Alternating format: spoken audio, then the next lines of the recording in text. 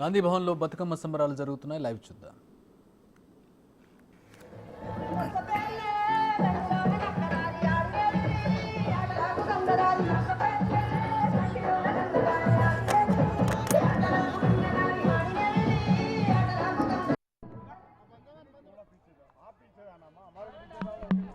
శాంతమ్మ వెనక జరుగు తల్లి.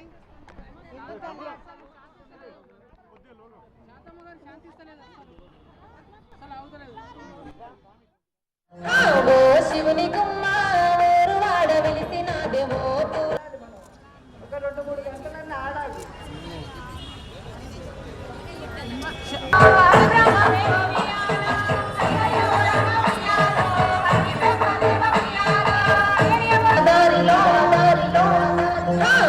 శివుని గుమ్మ వాడ వెలిసినాదేమో ఒక 2-3 గంటలన్నా ఆడాలి.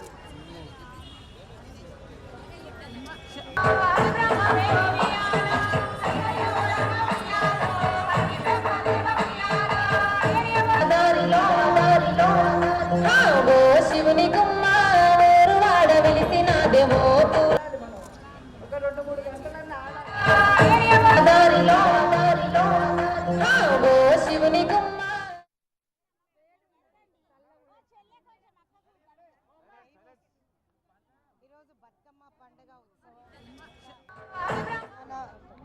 రాష్ట్రం వచ్చిన తర్వాత కాంగ్రెస్ పార్టీ మొట్టమొదటిసారిగా చాలా ఉత్సాహంగా ఈ సంబరాలు చేసుకుంటున్నాం. వాస్తవంగా మహిళలందరికీ కూడా పెద్దపీట వేసింది కాంగ్రెస్ ప్రభుత్వం. ఏ పూజకు పనికిరాని పువ్వు అని అంటారో అన్ని పూలను ఈరోజు మేము పేర్చి బతుకమ్మలాగా ఈరోజు అమ్మవారిని కొలుస్తూ ఆ బతుకమ్మని ఈరోజు విజయవాడలో అన్నపూర్ణాదేవిగా దర్శనమిస్తుంది. 10 మందికి ఈ చేయితో అన్నం పెట్టిన ఈ అన్నపూర్ణాదేవి అమ్మవారిని కొలుస్తూ ఈరోజు బతుకమ్మ వేడుకలు ఈరోజు బ్రహ్మాండంగా గాంధీభవన్లో జరుగుతున్నాయి. తెలంగాణ రాష్ట్రం వచ్చిన తర్వాత నేను అనుకుంటా మహిళలందరూ కూడా ఈ సంబరాలు మహిళలకే పెద్దపీట వేసింది కాబట్టి ఆ అమ్మవారు మా మీద దయదలిచి కాంగ్రెస్ పార్టీ ఈరోజు మళ్ళీ రూలింగ్లోకి వచ్చింది. గతంలో 9.5 సంవత్సరాలు చేసుకున్నాం కానీ ప్రతిసారి మాకు ఇబ్బంది.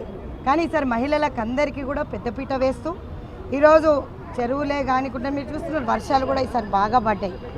ఈరోజు ఈ పూల పండుగ బతుకమ్మ పండుగ మేమందరం కూడా బ్రహ్మాండంగా అన్ని పూలతో ఈరోజు బతుకమ్మని పేర్చి గాంధీ భవన్లో ఈ సంబరాలు జరుపుకుంటున్నాం. రాబోయే కాలంలో చెల్లెళ్ళందరూ కూడా సుఖశాంతులతో ఉండాలి. బతుకమ్మ పండుగ ఉత్సవాలు ఇంకా మరింత రెట్టింపుగా చేసుకోవాలి.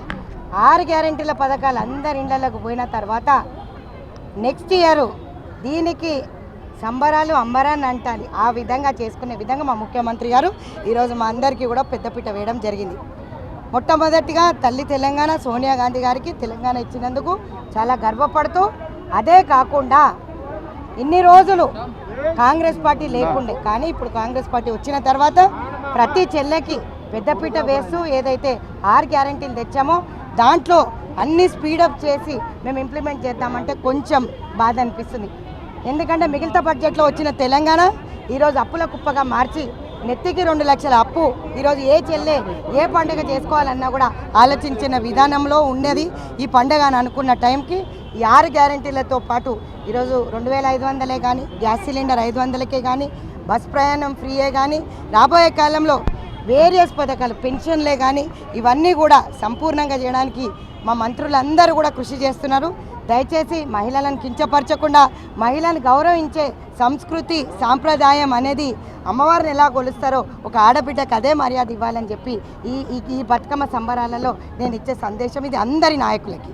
ఎందుకంటే ప్రతి ఆడబిడ్డ ఒక కన్న తల్లిగా, ఒక భార్యగా, ఒక అమ్మగా, ఒక చెల్లెగా, ఒక బిడ్డగా ఈరోజు మన ఇంట్లో ఉంది అని అంటే ఆ తల్లికి గౌరవించని సంస్కారం లేని మూర్ఖులకైతే నేను చెప్పలేను. కానీ ఆ ప్రతి ఒక్కరికి మాత్రం గౌరవించని వాళ్ళకైతే చెంపపెట్టుగా రాబోయే కాలం ఈ అమ్మవారు మొట్టికాయలు వేస్తుందని మాత్రం చెప్పగలుగుతా. 9.5 సంవత్సరాలు మమ్మల్ని గౌరవించలేదు కాబట్టి ఈరోజు కాంగ్రెస్ ప్రభుత్వం వచ్చింది. మరి అదే మహిళలను మళ్ళీ అవమానిస్తున్నారు. గుర్తుపెట్టుకోవాలి, ఏ నాయకుడు అన్నా సరే రేపు రాబోయే కాలంలో మళ్ళీ మీకు ఒక పునర్జన్మ అంటూ ఉండాలి అంటే ఒక మహిళతోనే సాధ్యం అవుతుంది. కాబట్టి అమ్మవారిని ఏ విధంగా కొలుస్తారో మహిళలందరినీ కూడా అదే విధంగా గౌరవించాలని నేను ఈ బతుకమ్మ వేదికగా మీ అందరికీ తెలియజేస్తాను. ఇప్పుడే చెప్పిన తమ్ముడు మిగిలిన బడ్జెట్లో ఉన్న తెలంగాణ 9.5 సంవత్సరాలు ఈరోజు పీడ్చి పిండాడి మహిళలందరికీ కూడా ఈరోజు సున్నం వేసి గుండు కొట్టిన లెవెల్లో కేసీఆర్ ప్రభుత్వం వ్యవహరించిందనే ఈసారి తెలంగాణ రాష్ట్రం మాకు తీర్పిచ్చింది. తెలంగాణ ప్రజలందరికీ కూడా మహిళలందరికీ కూడా ధన్యవాదాలు తెలియజేస్తున్నా. మహిళా కాంగ్రెస్ అధ్యక్షురాలుగా తప్పకుండా అన్నీ ఇస్తాం, కానీ మంచి సరుకులు ఇస్తాం.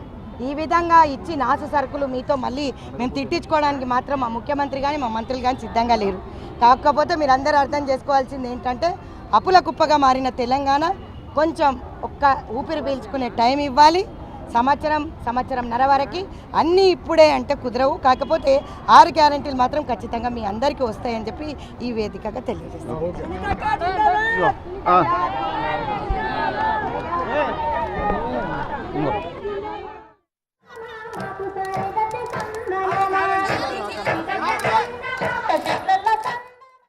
స్వరూపంగా కొలుచుకునే బతుకమ్మలో అయితే ఒక రాముడిని సీత వెతికే సందర్భం. కడపలో ఉన్న కస్తూరి కుక్క, పొయ్యి దగ్గర ఉన్న కోవిత్తి పిల్లి, పందిట్లో ఉన్న చిలక, మీరు చూసిండ్రా శ్రీరాముని జాడలో అని అడిగే సందర్భంలో అడుగుతుంది అనమాట.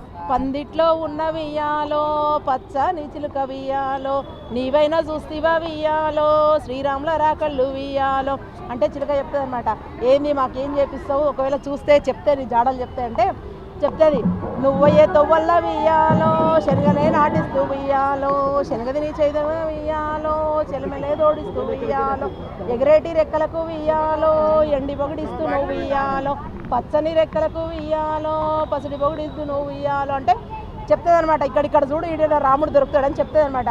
నిన్న మీరాడిన వియ్యాలో, నిమ్మల్లా చూడు వియ్యాలో, కచ్చకాయలాడేటి వియ్యాలో, రచ్చల్లా చూడు వియ్యాలో, పచ్చీసులాడేటి వియ్యాలో, పరుపుల్లా చూడు వియ్యాలో, చిరగోనెలాడేటి వియ్యాలో, చింతల్లా చూడు వియ్యాలో ఇట్లా చెప్పుకోసారు మన నేపథ్యం. సో అక్కడ వెతికితే ఎక్కడో దగ్గర రాముడు దొరుకుతాడు అట్లా. సో అట్లా ఏమవుతుందంటే ఆ నేపథ్యం మన గ్రామీణ నేపథ్యం అంతా అందులో ప్రతిబింబించేటట్టు అంటే మనం ఆడే చిరగోనె చెప్పడం